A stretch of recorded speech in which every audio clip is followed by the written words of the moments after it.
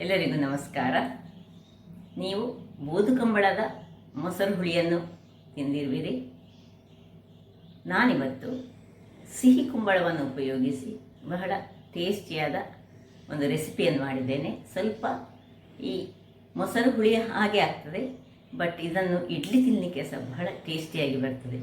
ಸಿಹಿ ಕುಂಬಳದ ಆರೋಗ್ಯಭರಿತ ಅಂಶಗಳು ನಿಮಗೆಲ್ಲರಿಗೂ ಗೊತ್ತಿರುವಂಥದ್ದೇ.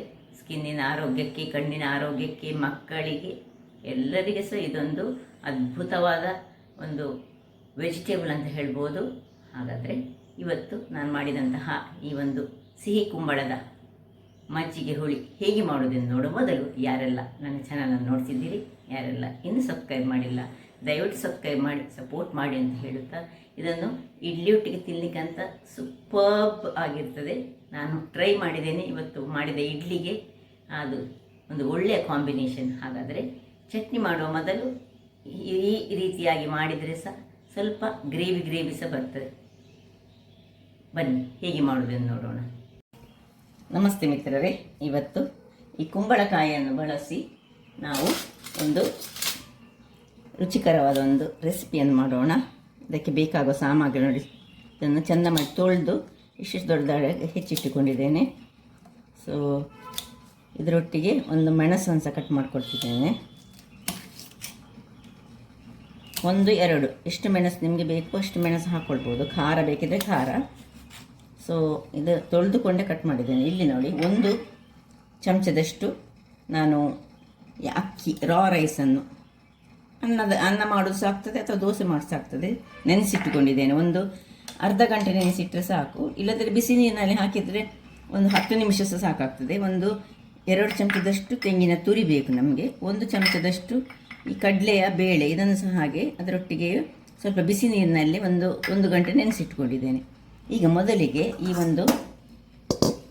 ಈ ಒಗ್ಗರಣೆಗೆ ನಾವು ನಾನು ಜೀರಿಗೆ ಮೆಣಸು ತೆಗೆದುಕೊಂಡಿದ್ದೇನೆ. ಜೀರಿಗೆ ಮೆಣಸು ಇಲ್ಲದಿದ್ದರೆ ನಿಮ್ಮ ಹತ್ರ ಬೇರೆ ಮೆಣಸು ಎಂತ ಸಹ ಆಗ್ತದೆ. ಜೀರಿಗೆ ಮೆಣಸು ಹಾಕಿದರೆ ಬಹಳ ಒಳ್ಳೆಯದಾಗ್ತದೆ. ಮತ್ತು ಸಾಸಿವೆ ಮತ್ತು ಸ್ವಲ್ಪ ಕರಿಬೇವಿನ ಸೊಪ್ಪು. ಈಗ ಮೊದಲಿಗೆ ತುಂಬ ಪ್ರಮಾಣದಲ್ಲಿ ಸಹ ಮಾಡ್ಕೊಳ್ಬೋದು. ಇದು ನಾನು ಸ್ವಲ್ಪ ಮಾಡ್ತಿದ್ದೇನೆ. 2 ಮೆಣಸು ಕಟ್ ಮಾಡಿದಂಥದ್ದು, ನೀರು ಮತ್ತು ಕರಿ ಲೀವ್ಸ್ ಇಷ್ಟನ್ನು ಹಾಕಿ ಇದನ್ನು ಮೊದಲಿಗೆ ಬೇಯಿಸಿಕೊಳ್ಳೋಣ. ಮುಚ್ಚಳವನ್ನು ಮುಚ್ಚಿ ಬೇಯಿಸ್ತಿದ್ದೇನೆ.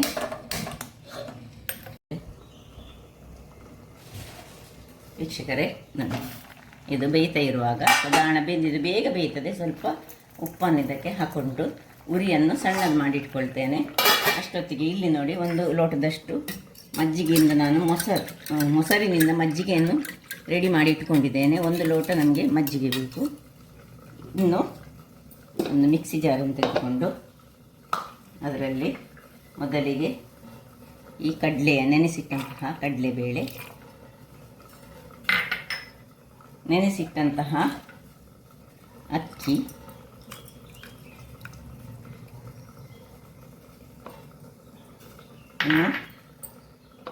ತೆಂಗಿನ ತುರಿ, ಮತ್ತು ಇನ್ನು ಮೆಣಸಿನ ನಂತರ ಸ್ವಲ್ಪ ಸಾಸಿವೆ, ಒಂದು ಅರ್ಧ ಚಮಚದಷ್ಟು ಸಾಸಿವೆ ಸಾಕು, ಮತ್ತು ಒಂದು ಅರ್ಧ ಚಮಚದಷ್ಟು ಜೀರಿಗೆ. ಇಷ್ಟನ್ನು ಹಾಕಿ ಸ್ವಲ್ಪ ನೀರನ್ನು ಹಾಕ್ಕೊಂಡು ಇದನ್ನೊಂದು ಒಳ್ಳೆ ಪೇಸ್ಟ್ ಮಾಡಿ ತರ್ತೀನಿ.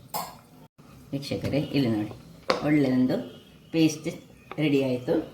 ಈಗ ಇನ್ನೇನಿಲ್ಲ, ಬಹಳ ಸುಲಭ ರೀತಿಯಲ್ಲಿ ಮಾಡುವಂತಹದ್ದು. ನಾವು ನೋಡಿ, ಇಲ್ಲಿದ್ದು ಬೆಂದಿತ್ತು ಸಹ. ಸೊ ಇದನ್ನೀಗ ಇದಕ್ಕೆ ಶಿಫ್ಟ್ ಮಾಡುವ. ಬೆಂದ ಮೇಲೆ ಇದಕ್ಕೆ ಹಾಕಿದರೆ ಆಯಿತು.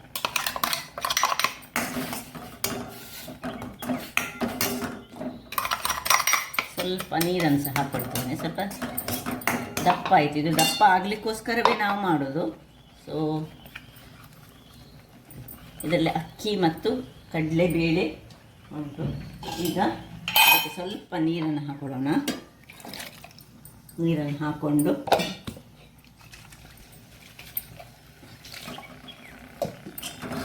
ಇದನ್ನು ಸ್ವಲ್ಪ ಜಾಗ್ರತೆಯಲ್ಲಿ, ಯಾಕೆಂದರೆ ಅಕ್ಕಿ ಉಂಟಲ್ಲ ಅದರಿಂದಾಗಿ ಇದು ದಪ್ಪ ಆಗ್ತದೆ. ಅದರಿಂದಾಗಿ ನಾವು ಇನ್ನು ಸ್ವಲ್ಪ ನೀರನ್ನು ಹಾಕ್ಕೊಳ್ತಿದ್ದೇನೆ. ಗಂಟು ಕಟ್ಟಲಿಕ್ಕೆ ಬಿಡಬಾರ್ದು ಅಷ್ಟೇ. ಸೊ ನೀರಿನಲ್ಲೇ ಮಾಡಬೇಕಿದೆ. ಅದೇ 1 ಚಮಚದಷ್ಟು ಅಕ್ಕಿಯನ್ನು ಹಾಕ್ಕೊಳ್ಬೇಕು, ಅದಕ್ಕಿಂತ ಹೆಚ್ಚು ಹಾಕ್ಕೊಳ್ಬಾರ್ದು. ಈ ರೀತಿಯಾಗಿ ಬರ್ತದೆ. ಈಗ ಇದನ್ನೊಂದು ಕುದಿ ಬರೋದಕ್ಕೆ ಬಿಡೋಣ. ಒಂದು ಮುಚ್ಚಳವನ್ನು ಮುಚ್ಚಿ ಒಂದು ಕುದಿ ಬರಲಿ. ವೀಕ್ಷಕರೇ ನೋಡಿ, ಒಂದು ಕುದಿ ಬರಲಿಕ್ಕೆ ರೆಡಿ ಆಯಿತು. ಕುದಿ ಬರ್ತಾ ಇರುವಾಗ ಇದು ಕೊನೆಯದಾಗಿ ಇದನ್ನು ಅದಕ್ಕೀಗ ಮಜ್ಜಿಗೆಯನ್ನು ಹಾಕ್ಕೊಳ್ಬೇಕು. ಅದರೊಟ್ಟಿಗೆ ಮಜ್ಜಿಗೆಯನ್ನು ಹಾಕಿ ಉರಿಯನ್ನು ಸಣ್ಣದಾಗಿ ಇಟ್ಟುಕೊಂಡು ಮಜ್ಜಿಗೆಯನ್ನು ಹಾಕ್ಕೊಳ್ತಿದ್ದೇನೆ. ಇನ್ನು ಇಲ್ಲಿ ಒಂದು ಒಗ್ಗರಣೆಗೆ ಒಂದು ರೆಡಿ ಮಾಡ್ತೇನೆ ನೋಡಿ. ಮಜ್ಜಿಗೆ ಹಾಕಿ ಸ್ವಲ್ಪ ಇದನ್ನು ಕಲರಿಸಿಕೊಳ್ಬೇಕು. ಕುದಿ ಬಂದ ಮೇಲೆ ಮಜ್ಜಿಗೆ ಹಾಕ್ಕೊಳ್ಬೇಕು. ಮಜ್ಜಿಗೆ ಹಾಕಿದ ಮೇಲೆ ಇದನ್ನೀಗ ಒಂದು ಕುದಿ ತೆಗಿತೇನೆ, ಮತ್ತೆ ಸಾಕು, ಅದನ್ನು ಆಫ್ ಮಾಡೋದು. ಇಲ್ಲಿ ಇದಕ್ಕೊಂದು ಒಳ್ಳೆ ಹಿಂಗಿನ ಒಂದು ಒಗ್ಗರಣೆ ಕೊಡುವ. ಸ್ವಲ್ಪ ಸಾಸಿವೆ ಮತ್ತು ಜೀರಿಗೆ ಮೆಣಸು,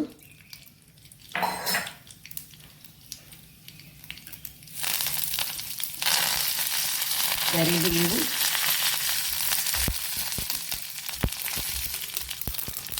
ಹಿಂಗು ಸ್ವಲ್ಪ ಎಂಡಾಗಲಿಕ್ಕೆ ಬರುವಾಗ ಸ್ವಲ್ಪ ಗಟ್ಟಿ ಆಗ್ತದೆ. ಆಫ್ ಮಾಡಿಕೊಂಡು ಇದಕ್ಕೆ ಶಿಫ್ಟ್ ಮಾಡ್ಕೊಳ್ತಿದ್ದೇನೆ. ಇದಂತ ಆಫ್ ಮಾಡ್ಕೊಳ್ತಿದ್ದೇನೆ. ಮಜ್ಜಿಗೆ ಹಾಕಿ ಹೆಚ್ಚು ಹೊತ್ತು ಇಡಲಿಕ್ಕೆ ಇಲ್ಲ. ಇಲ್ಲೀಗ ಉಪ್ಪನ್ನು ಚೆಕ್ ಮಾಡಿದರೆ ಆಯಿತು. ಉಪ್ಪು ಕಡಿಮೆ ಇದ್ದರೆ ಉಪ್ಪು ಹಾಕಿದರೆ ಆಯಿತು ನೋಡಿ. ರುಚಿಯಾದ ಇಲ್ಲಿ ನನ್ನದು ಹೋಳು ಸ್ವಲ್ಪ ಕಡಿಮೆ ಆಯಿತು. ಸಣ್ಣ ತುಂಡಿದ್ದದ್ದು ನಾನು ಮೊನ್ನೆ ಚಟ್ನಿ ಮಾಡಿ ಉಳಿದಿದ್ದಂಥದ್ದು ನೋಡಿ, ರೆಡಿ ಆಯಿತು. ಈಗ ಇದನ್ನು ಸರ್ವ್ ಮಾಡೋಣ. ಈಗ ಇದಕ್ಕೆ ಕೊನೆಯದಾಗಿ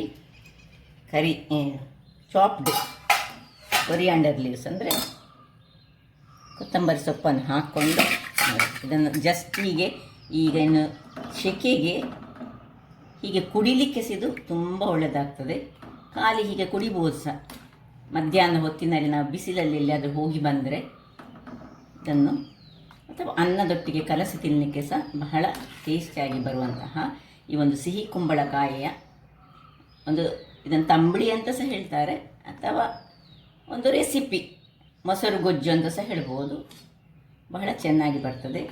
ಹಾಗಾದರೆ ನೋಡಿದ್ರಲ್ಲ ವೀಕ್ಷಕರೇ, ಈ ಒಂದು ನನ್ನ ಕುಕಿಂಗ್ ಚಾನಲ್ ನಿಮಗೆ ಇಷ್ಟ ಆದರೆ ಬೋಳು ಸುವರ್ಣ ಚಾನಲನ್ನು ಲೈಕ್ ಮಾಡಿ, ಶೇರ್ ಮಾಡಿ ಹಾಗೂ ಸಬ್ಸ್ಕ್ರೈಬ್ ಮಾಡಿ ಹಾಗೂ ನನ್ನ ಇನ್ಸ್ಟಾಗ್ರಾಮ್ ಪೇಜನ್ನು ಫಾಲೋ ಮಾಡಿ. ಧನ್ಯವಾದಗಳು.